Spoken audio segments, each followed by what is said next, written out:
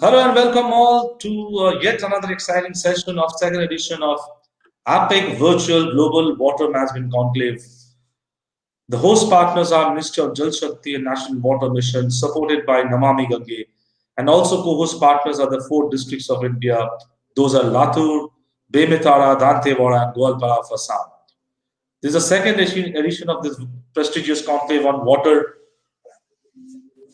sector. In the inaugural, we had the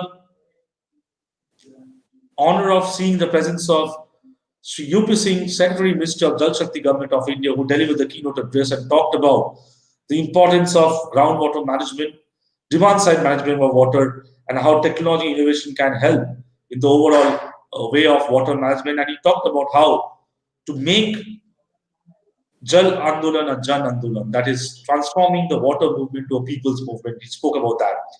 After that, Eleanor Allen, the CEO of Water for People, she joined us from the US, and she talked about how Water for People is transforming lives in terms of sanitation and hygiene, in terms of engaging communities across the globe, in various parts of India, in various parts of South America and Africa, and how they're working towards the SDG 2030 goal of sustainable water, sanitation, and hygiene.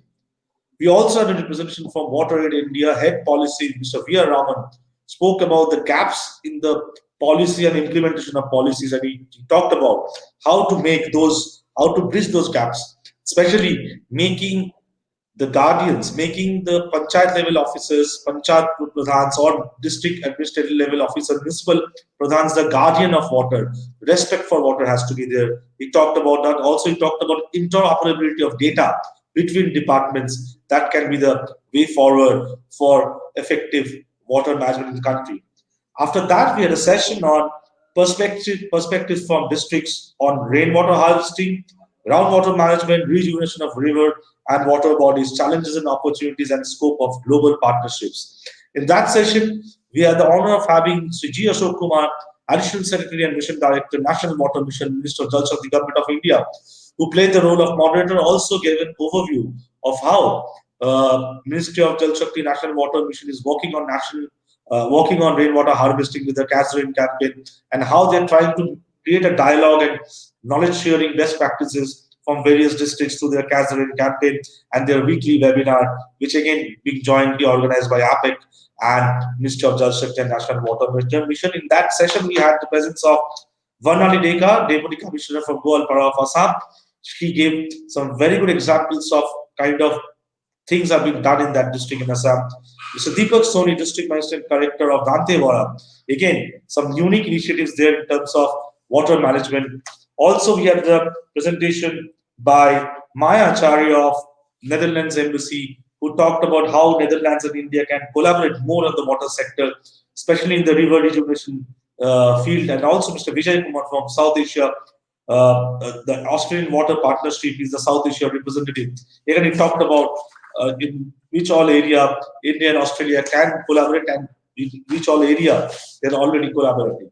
That has been the flow of the day, and now we have come to a very important part of this second Global Water Management Conclave. We have been joined by 2 special guests, one a policymaker who's making policies, one who is part of industry, and how this government and industry can again come together, collaborate together in terms of e-governance, using e-governance tools, solutions to build that effective water management ecosystem, especially keeping in mind the urban scenario. Let me introduce to all of you Sri A. Vikranth Raja, Secretary to the Chief Minister, Government of Puducherry. Thanks for joining us, Mr. Vikranth Raja. Thank you, Goutham. Thank you. Thank you. We're also joined by Mr. D.K. Das, Executive Vice President and Head, Government Business Banking, Axis Bank. Thanks for joining us, Mr. Das. Thank you for having me here. So we'll get to divergent perspective. One is what government is thinking and what government is trying to do, and one is how industry is doing and how industry can collaborate. So I'll start with Mr. Vikranth Raja. How do you think that technology and innovation can be leveraged more to build up that effective urban water ecosystem in terms of water management, optimal use of water in urban areas? Your thoughts on that? Yes. So thank you, APAC and Ministry of Jal Shakti. So basically, now after Ministry of Jal Shakti, the name has been changed, and they came up with the program of Jal Shakti Mission Abhiyan scheme. The awareness about water management has reached nooks and corners of this country, and now every individual citizen is very much aware about it, and we are able to make them to realize the importance of water now. And I thank Ministry of Jal Shakti for the tremendous effort and their partners like APAC for taking it forward. And coming back to the topic, the urban water management, there are few issues, especially the urban water management issues, basically because of the value of the land that has been completely increasing day by day in urban area, and how in that midst of running towards urbanization, people are losing the importance of water bodies in the urban area, and the marginal utility of encroaching a water body for a commoner becomes very high in urban area. And then the first important problem in urban area is encroachment in water bodies. And what is the problem in government from preventing this encroachment in water bodies is, number one, the water bodies are owned by various departments. Some water bodies will be owned by local bodies, some will be owned by PWD, some will be within the control of revenue department, and each department will have separate estate offices for these water bodies, and they will have different mechanism for monitoring. So there is no data sharing, or there is no common digital platform to know where these water bodies are. So in this place, present technology will come in a great use for managing these water bodies and giving us an innovative solutions. For example, we have GIS system, we have geotagging, we have digital based survey system, and making this as a reality. In Puducherry, we have, with the help of the district administration in Puducherry, they came up with a mobile application called as Need Padivu. So this mobile application is a open source software where people will be able to get into the app and also register if they found any water body nearby. So it will be a crowd sourced water body approach, mapping approach. Apart from that, the department has also did an extensive survey on GIS, and they have mapped where all these water bodies.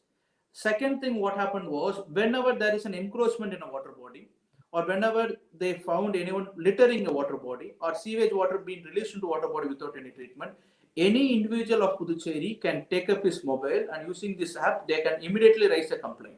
So that will come to one particular nodal department, the district administration. They will be able to immediately address this problem.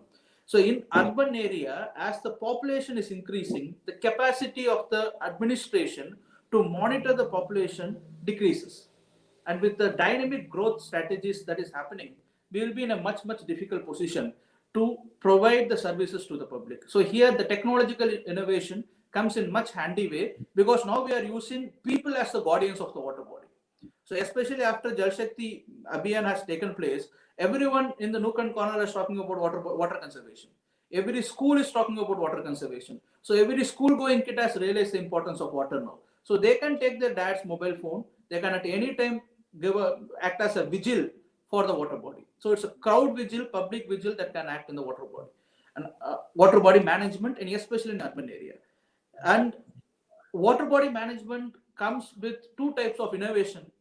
One innovation is about technological based innovation. The second most innovation is about social based innovation. A social engineering has to happen, where water body conservation has to be a social movement. Every individual in urban area should realize that how far the water consumption caused by an individual is affecting the entire area. For example, COVID has caused all of us to work from home.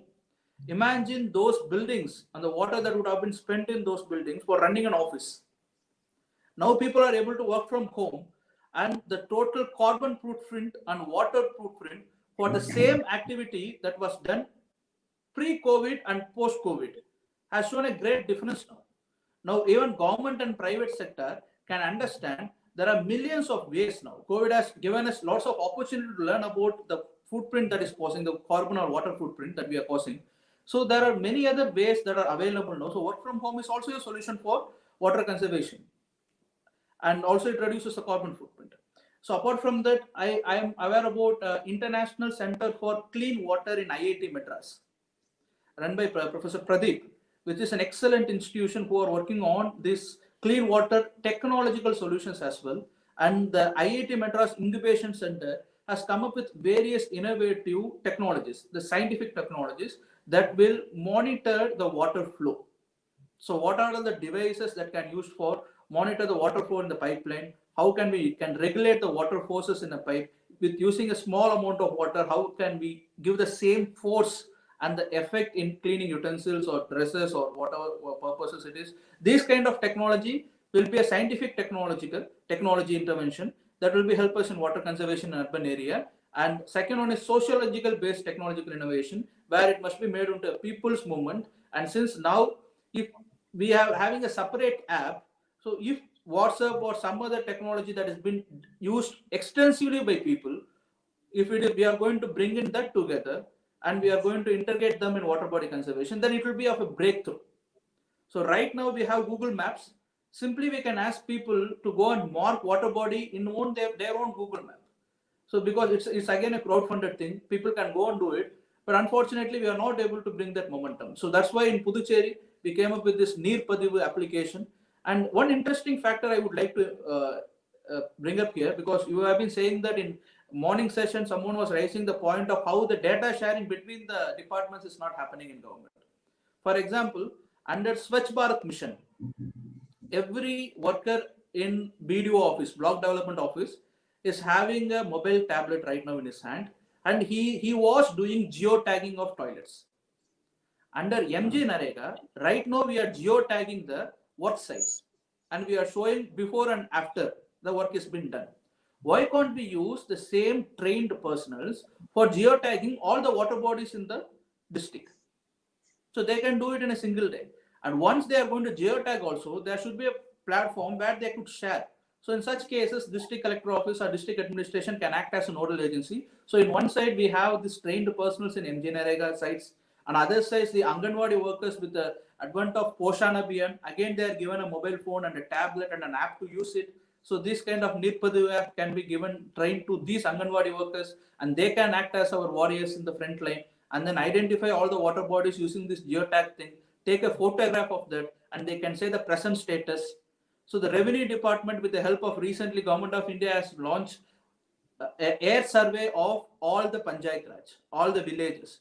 So this will again help us in identifying this data. If it is shared to a common pool for water body, then they can say what is the present setup. So we can overlap our revenue record over the present water body size, so that we can see whether the revenue records water body size is actually maintained on the ground level, or the water body has shrinked, or it has been encroached by some other persons. So these kind of, we have extraordinary amount of data in government, but it has been lying with each and every individual departments in silos, and they are functioning in silos.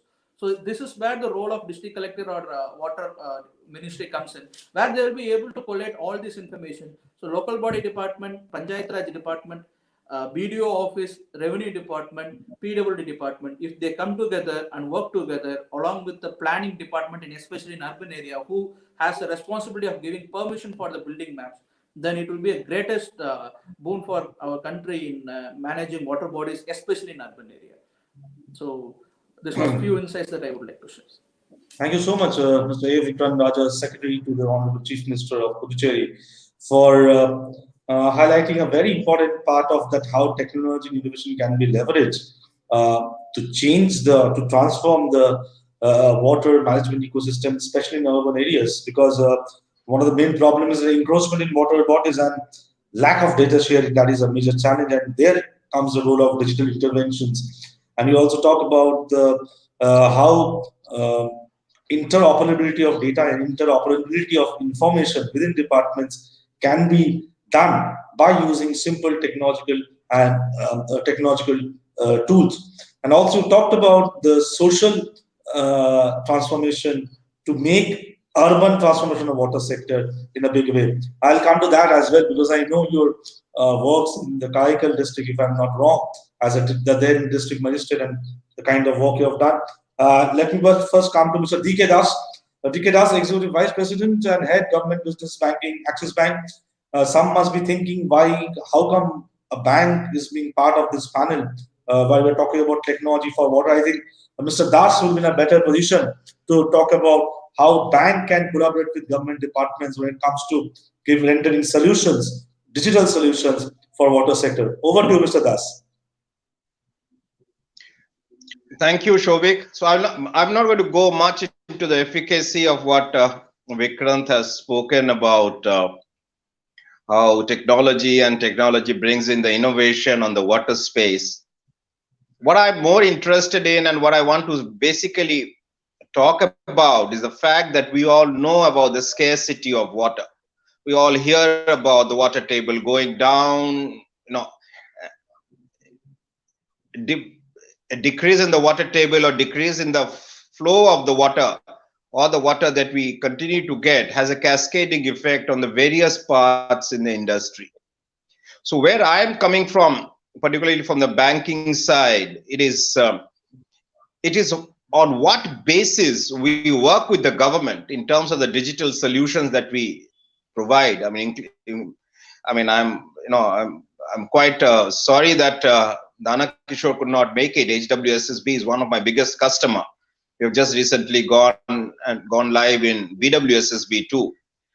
So fundamentally, where we work very closely with the government is not only on the e-governance solution, is working very, very closely in bringing in a structured way for them to catch the flow of water and tax it properly.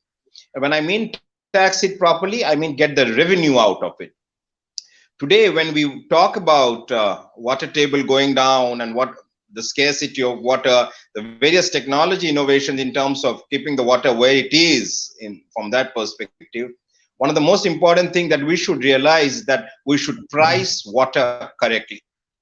Today, if the ability to price the water in terms of, when it goes to various households, plug the leakages of various households, and then work on various platforms with the government, with the water boards, with the water utilities, from kiosk collection to digital transactions to QR code collection to virtual account collection. We work and we become a part, an extension of the government's arm in getting the revenue correct. So in the event if we don't get the revenue, where will the capex for the government come in bringing in the technology solution that is needed to harvest water?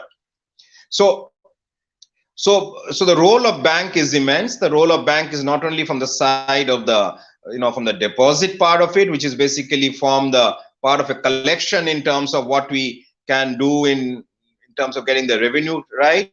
It's also the role of the bank comes in terms of in the right structure, working with the various boards to give what is called as a working capital loans on the capex program, on the initiatives, on various schemes which they take.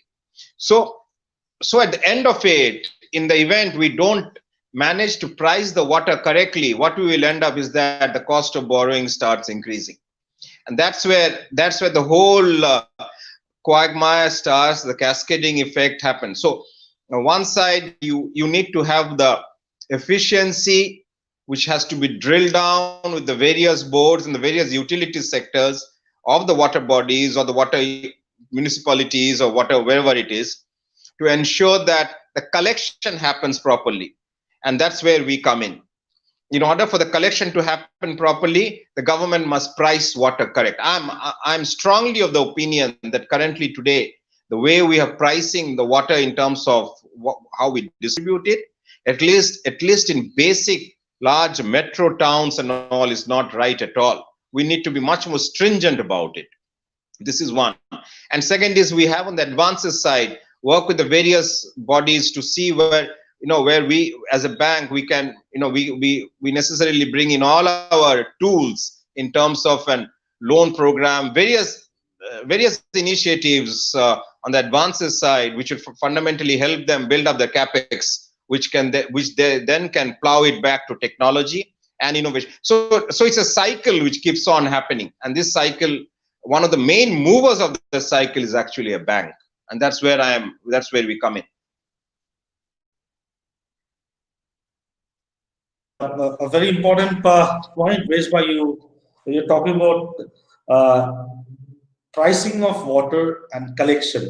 Where Axis Bank and a bank like yours can come with the digital interventions, and I think government and the society as a whole need to think about that as well. Mr. Raja, your thoughts on that? Pricing of water is an important issue, and collection of tax, collection of revenue for water. Do you think that that is the way forward, and that has to be done in future in pan India? Yeah, especially in metropolitan cities and urban areas, government spends a huge amount on creating the infrastructure, the capital expenditure, as you rightly said, the capex for creating a state-of-art infrastructure to give the accessibility to water for the person in the last mile. So that's the most important role, and especially the Jal Jeevan mission, which aims at giving the tapped water connection to all the households in India. So, in order to make such huge dreams possible for a country like India, then we have to ensure that the investment that we make on creating this infrastructure must be met out at least by charging for the water that is being used by the people. So right now it's a huge challenge here because except for bigger metropolitan cities, the other urban areas, smaller tier 2 cities does not have the correct technology for taxing it. As rightly pointed out by Das, we do not have water metering in almost all the households in at least in many of the metropolitan cities even. So in such cases, there is no incentive for the people to regularize the usage of the water. For example, if I'm going to be charged a flat amount for using whatever amount of water I'm going to use, then there is no incentive for me to use water in a proper way, in a regular way. So unless we are going to measure the water that we are being using by the individual households, in especially in urban area, and then charging as per the usage, then only the innovations that is being brought in by the new entrepreneurs and startup companies, especially regulate the water use. So for example, they have come up with many taps even, wherein the water flow will be regulated by the taps, and with very less amount of water, we could do our daily needs, meet our daily needs. In such cases, how people are going to invest on those innovations? They will be investing only if they have certain incentive for it. It's like a star rating for electrical appliances. So if I'm going to invest on higher star rating, then I have to have lesser electricity consumption. That will result in lesser charge. The similar thing has to be there for water innovations. So once I'm going to invest on this technology, then the lesser water usage, the less water I use, then the less amount I pay for the local body or the government. So this ways will bring in more regulations, and it will also encourage people to go for better regulated water usage. Right. Mr. Das, I want to come back to you with a question on that. You just spoke about some of the collaborations you're doing with HMWSSB and also Bangalore Water Supply Board. If you can kindly just highlight 1 or 2 points, kind of innovation you're leveraging for those kind of solutions to this 2 city water supply boards. Well, it's just not 2 of them. They're fairly large, spread across, because we as a bank are extremely committed to be a part of to working with the various state government and the sovereign itself to ensure that a lot of the revenues get collected and we become a part or we become a complete main flow in that part. So in terms of, if you look at BWSSB and Hyderabad Water Supply and Sewerage Board, which are more or less a mirror image of each other. So we are the bankers who are completely collecting the revenue on basis of what the people are using. It could be kiosk collection, it could be on the cash side of it. It is digital transactions which is happening. We are slowly talking to them about QR code, where the consumer just QR code just needs to be scanned and it gets uploaded directly through an UPI interface from their account and gets debited.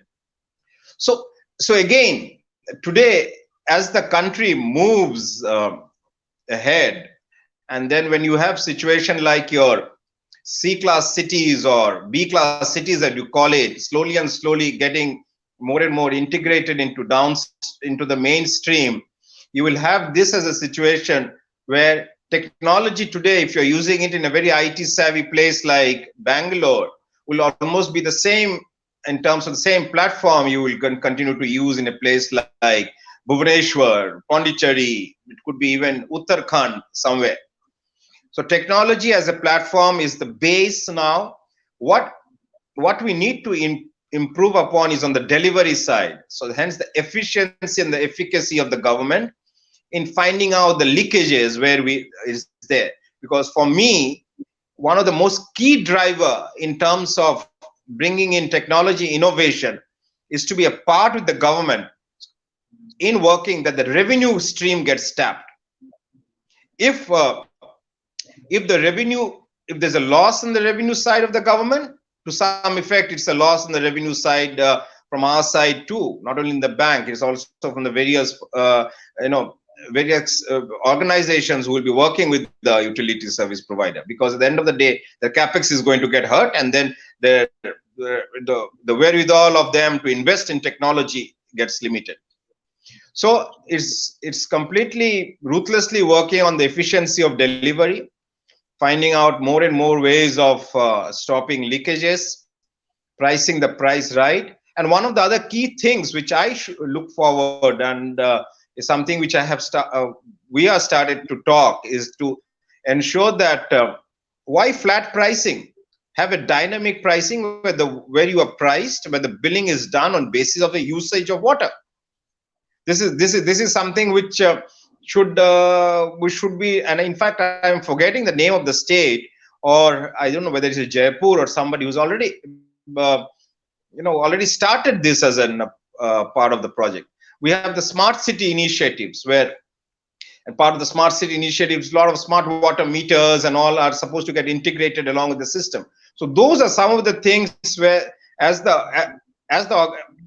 government is now fueling in a lot of capex into building in the technology backbone, it is for us also from the state side to work to see that the latest technology is affected, with keeping a basic outline in purpose, which is at the end of the day, collect the revenue by taxing the water correctly, because it is a scarce resource. Mr. Raja, Mr. DK Das was just referring about two things. If I just take a crux of what he has said, that from government side, two things need to be taken care of. One is bridging that gap, whereas finding those gaps where the gaps are there. And also the very important point he has raised, that is why flat charge? Why not the dynamic charge of water usage? Your thoughts on that? Yes. So here we have to see which cities we are talking about. So if it is going to be tier 1 cities where we have already invested enough on ensuring a particular flow rate of water on a particular given time, any given time in any part of city. And once we are going to achieve that infrastructural level, then we can think about going for the flat rate and variable rate and bridging the gap. Because in most of the tier 2 cities, in most of the places in our country, we are still want to ensure that at least the tap water supply is available to the last citizen in that particular area. So that's the aim of Jal Jeevan Mission. So yes, it is true. So based upon the infrastructural facilities available in a particular area, as I was saying, if we want to ensure that there is a variable or dynamic pricing for water, then we need to put in technologies in place. Then we need to have proper digital meters in place or smart meters in place. And for that also, I would like to say, in many places, government has already started for this smart meters in place in many industries, and slowly it will be brought into households as well. So it's again a huge expenditure place, because people have to bear the expenditure of fixing that meter and then going forward for variable charges of water usage. And I feel that will be the future. There is no denial about it. That will be the future. So before we are going to take such policy decisions, we should also ensure that we have the required infrastructure in place to measure the same. That's it. If you are going to measure electricity usage in a dynamic way, then we can give an assurance that a person anywhere in this part of a city will be given same flow of electricity, voltage of electricity at a given time. So, and then we are going to charge them in a variable rate, it's fine. But for the water also, we have to ensure that we have to reach such level, and then we have to give such pricing, and putting in the place of the metering system and everything plays a key role. Government will be definitely going forward for it. That's what I believe, my personal opinion. But will the governments in various states will be able to implement that? What's your take on that, Mr. Raja?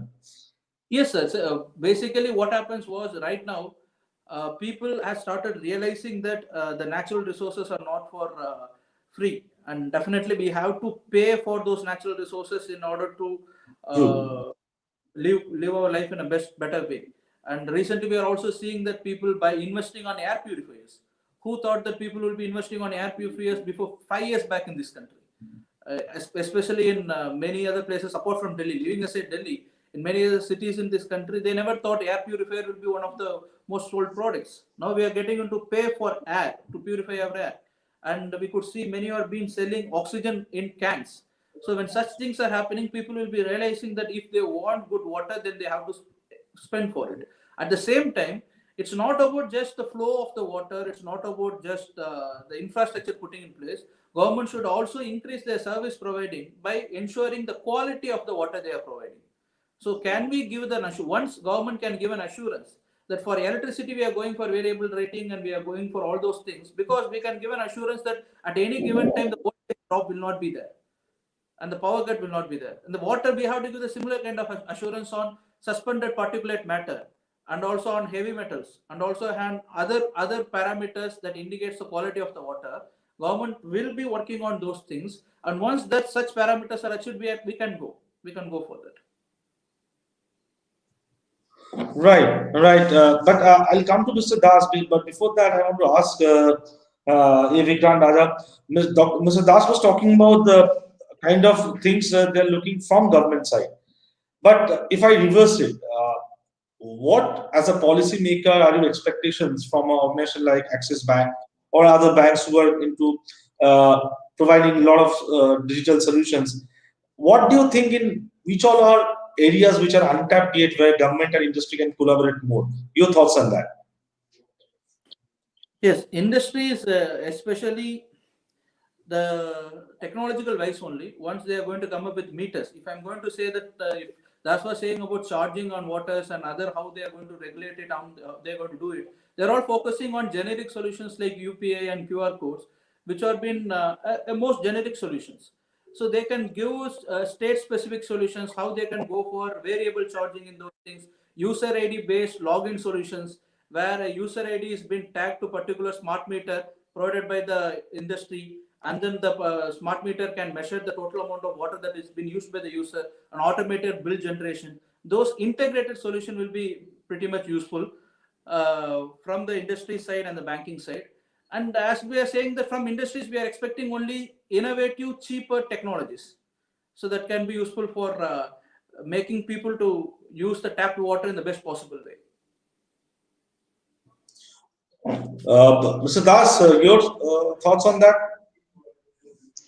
No, but what Vikram said is absolutely correct. I mean, there's no two ways about it. One is that technology solutions has to be cost effective.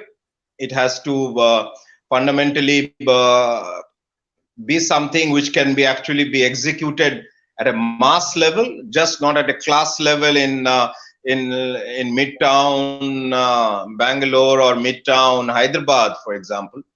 So it's something which has to go. But from my perspective, is also the various boards. I mean, be the Delhi Jal board or be the Calcutta Municipal Corporation, with other boards, including MCGM.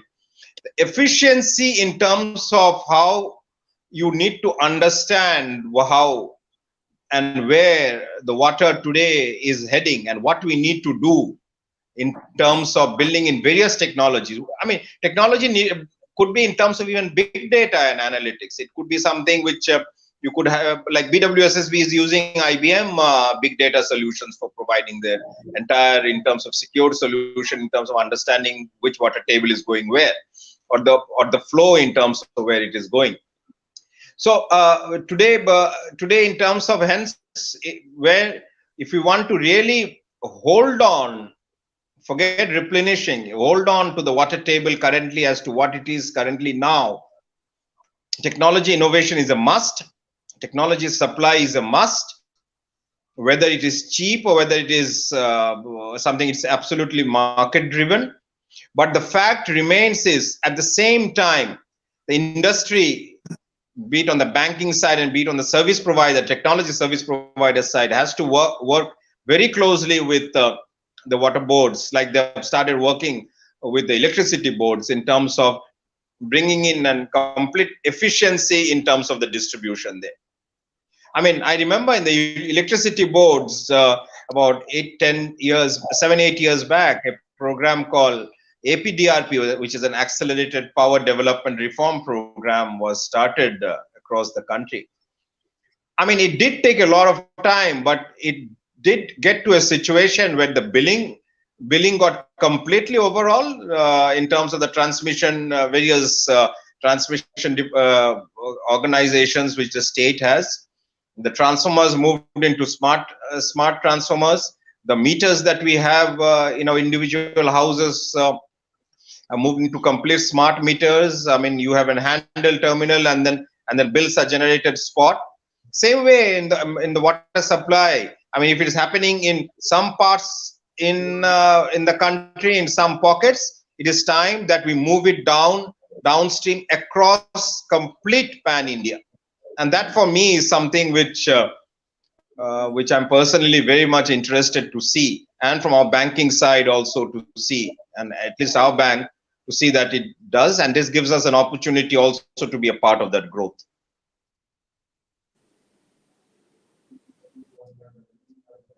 Right. That's a quite insightful take and perspective from the industry as well. We have come to the end of this session, but before we end this session, I would like to thank both A. Vikranth Raja, Secretary to the Chief Minister Puducherry, and Mr. D.K. Das, Government Business Banking Head and Executive Vice President Axis Bank. And I think the kind of discussion we had actually it gives us a cue to take this kind of discussion forward. And let me also inform to both of you and our audience that we will be documenting this event discussion as an event report, and we'll be circulating this to all the stakeholders across India in various ministries, various departments, various industry bodies, so that an outcome of this discussion is actually documented and action can be taken on that. And we'll be also presenting the event report to Minister of Jal Shakti as well, and also various water department boards and districts. But before we end this session, since Mr. Vikram Raja is with us, I won't let him go without hearing a inspiring story of water body rejuvenation in Karaikal district in Puducherry, if I'm not wrong. If Mr. Raja, I'll just ask you, we all know what kind of work you have done in the Karaikal district earlier as your stint as a district magistrate there. I just want to ask you one thing, and quickly if you can answer in 30 seconds or a minute. What inspired you to do that transformational work of reviving water bodies? And I think you term that as Mandir temple social responsibility, if I'm not wrong, something like that. You leverage that, and also other social responsibility. What gave you the inspiration? What gave you the inspiration to transform those water bodies? And Mr. Das would be also interested to listen to your story. Just quickly, 30 seconds a minute time. What and who inspired you to make that transformation happen in Karaikal district in Puducherry? So Karaikal is a traditional city. It's not a new city. It was a part of Chola and Kaveri Delta region. So whenever we speak about Kaveri Delta region, it's called as a rice bowl of South India. So Karaikal is a rice bowl of Puducherry. When a rice bowl is suffering for loss of water, then we have to think back that if it was a rice bowl, then definitely it must be having better water management technology. When going back to the history and reading like how they manage the water in those days, then I got inspired a lot by the water management system practiced by Cholas. So that was the greatest inspiration for me. And what they did uniquely was, as UP Singh sir, as usually say in all possible stages he has given, that it is not only about reduce, reuse and recycle, but also about respect for the water. So Cholas were able, and our history and culture, especially the Cholas, were able to bring in respect to the water by associating it with the temple and our culture. So we started worshipping water. We have festivals for water in South India. We have many of our practices that starts with the water and ends with water. So a baby born, a function has a water as a main ingredient in the puja, and when someone dies also water plays a clear role. So that water management scientific practice of Chola and how Karaikal was once a part of this rice bowl inspired me, and I just did what Cholas did then. So we just recovered the water bodies that were present in the Karaikal for a very long time, and that was enough to increase total sown area of cotton to about 100 acres when compared to 2019 to 2020. And thanks to Cholas and our history. So that was the inspiration for me. That's great. That's great. Thank you, Mr. A. Vikranth Raja, Secretary to the Chief Minister, Government of Puducherry, and Mr. D.K. Das, Executive Vice President and Head Government Business Banking, Axis Bank, for being part of this very important session on urban area water management, the importance of technology and innovation. Though we talked about technology and innovation, but we ended the session with how inspiring it can be from Cholas and how it transformed a particular district and transformed many people's life. But obviously, as we all say that technology and innovation is the future, it's up to us how and when to use that technology innovation to make an impact in people's life. On this note, let me end this session. We'll come back with the next session with the valedictory address. But before that, let me inform both of you and our audience as well that we will be organizing the third edition of APAC Global Virtual Water Management Conclave on the month of February, 2021. Again, that will be hosted by Minister of Jal Shakti and Namami Gange, Government of India. I request both of you and both of your organizations to join us, partner with us, collaborate with us to create that meaningful discussion in the month of February, in which we'll see the presence of Netherlands Digital Water Mission's participation as well. With this, let us end in this session. Thank you so much for joining us today. And also, let me inform you that this entire event is being broadcasted live in Facebook through Ministry of Jal Shakti, Namami Gange and Action Water Mission Facebook handle, and also through APAC News Network handle. It has been broadcasted live. Thank you so much. See you some other time.